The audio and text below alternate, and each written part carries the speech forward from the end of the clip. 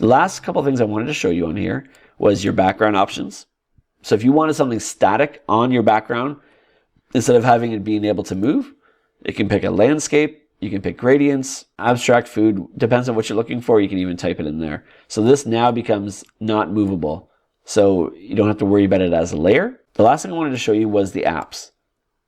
Some of these apps are really ideal to use within your content.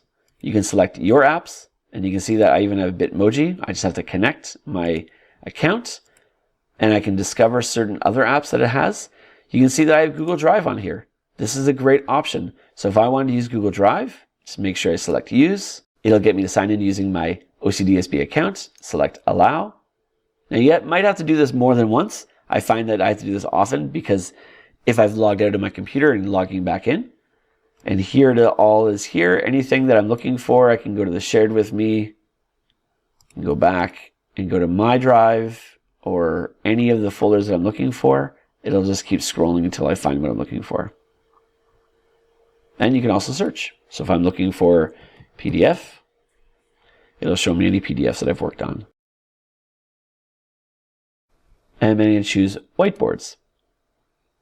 And I just want to create a blank one. You can see that now it's got this kind of grid view option.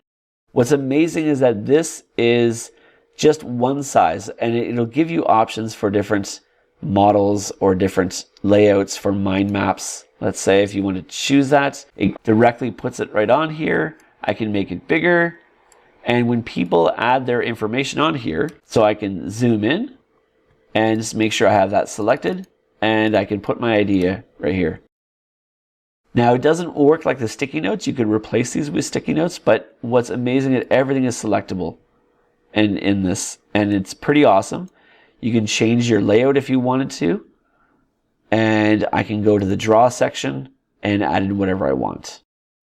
I can change the size of the pen, I can make it transparent, and I got pens, markers, and highlighters and an eraser. Okay, so anything I've drawn, I can erase.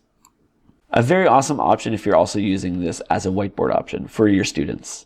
In the next video, we'll show you how to export all your work and make it fantastic. See you in the next video.